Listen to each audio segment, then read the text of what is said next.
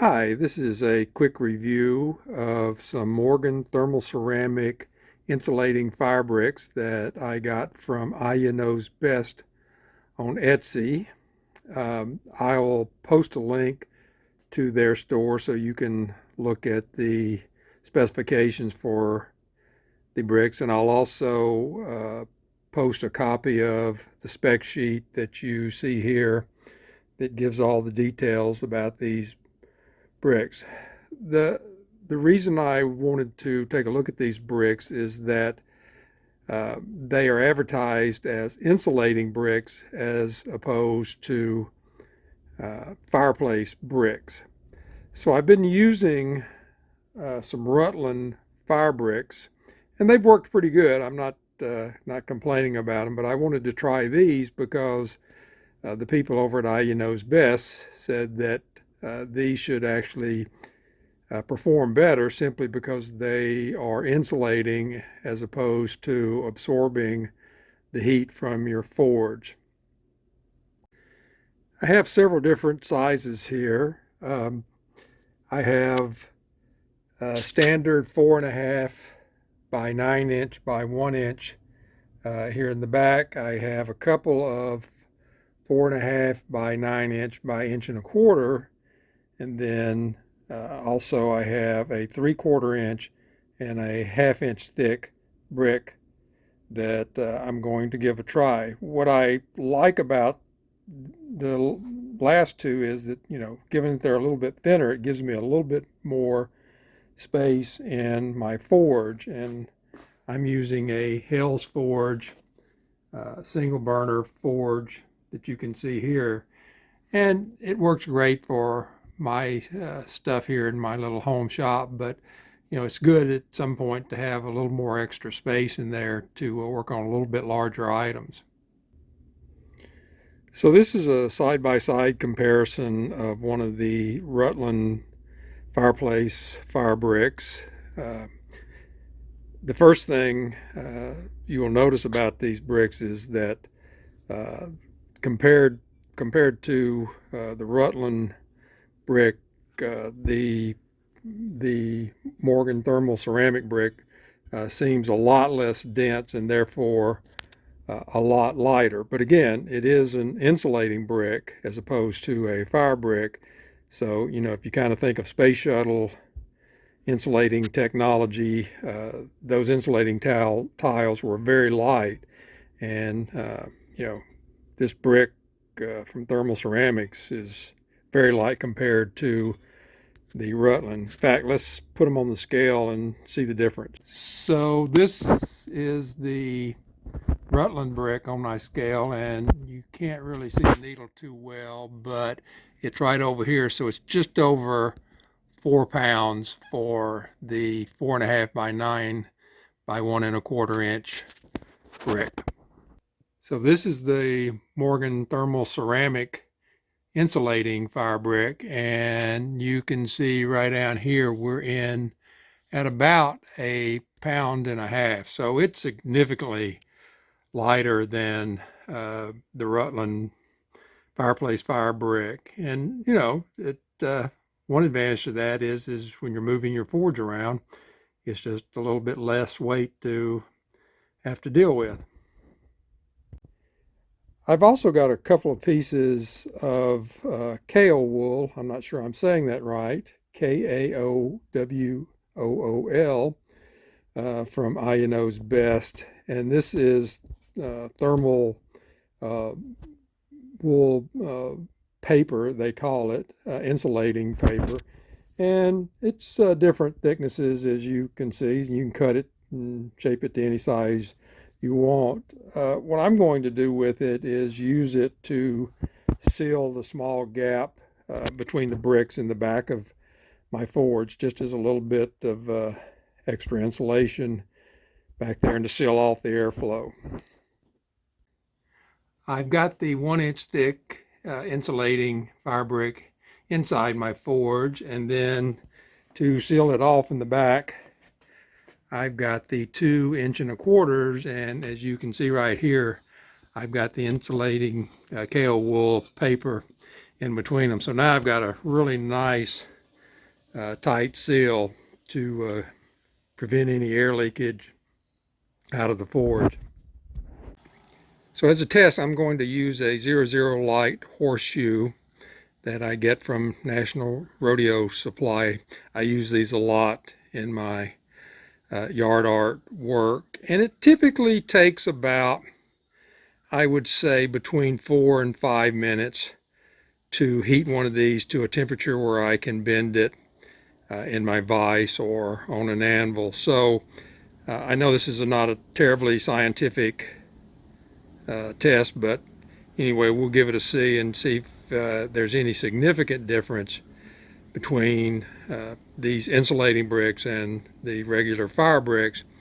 But what I would expect is, given that these are insulating, once the forge is up to temperature, we shouldn't see heat being absorbed into these bricks, and theoretically that should keep more of the heat inside the forge, and then once we shut it down, it should take less time to cool down. So anyway, we'll fire it up and give it a try.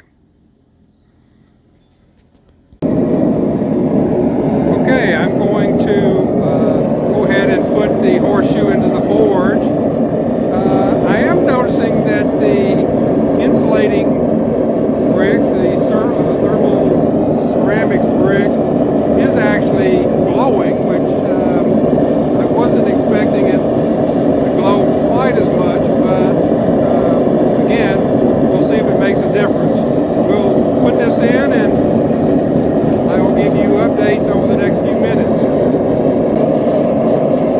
So we're at the 2-minute mark, and the horseshoe is coming up to temperature fairly rapidly. So I think, within another minute or so, I'd be to a point where I could put it into my bending jig and start working with it.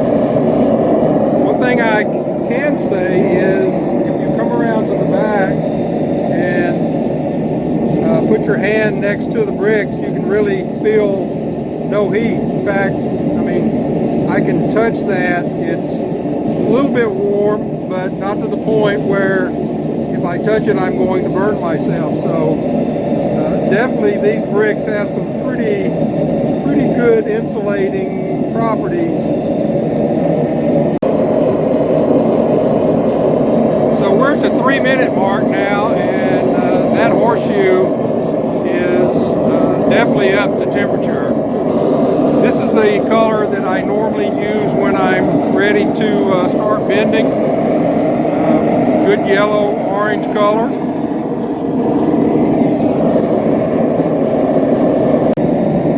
Again, to the back of the forge. In terms of temperature of the insulating bricks, they're a little bit warmer, obviously, but not to the point where I'm burning myself by putting my hand on them. So they do have very good insulating characteristics. Okay, sorry about that. Technical glitch.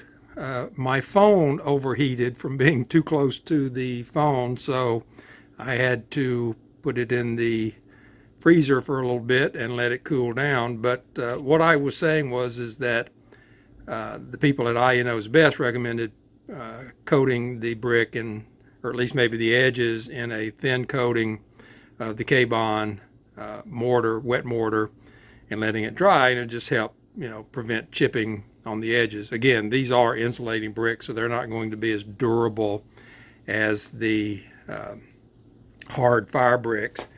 And again, back to the back, they're warm now. We've been running this forge for quite a while, but still, there would be no way I could have touched the regular fireplace fire bricks at this point. They would simply almost still be glowing red. So all in all, I think I'm going to be very happy with these Morgan thermal ceramic insulating fire bricks. Pros, they definitely do insulate. I think you can see from this video the insulating properties of these fire bricks. They are very light.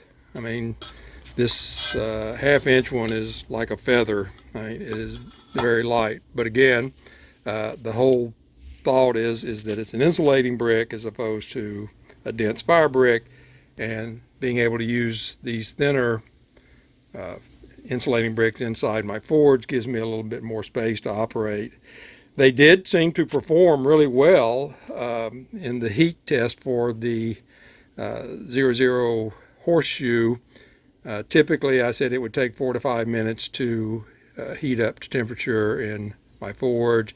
I think you can see at 3 minutes they were up to temperature, or the horseshoe was up to temperature where I could easily bend it in my bending jig. So I think they're going to perform really well.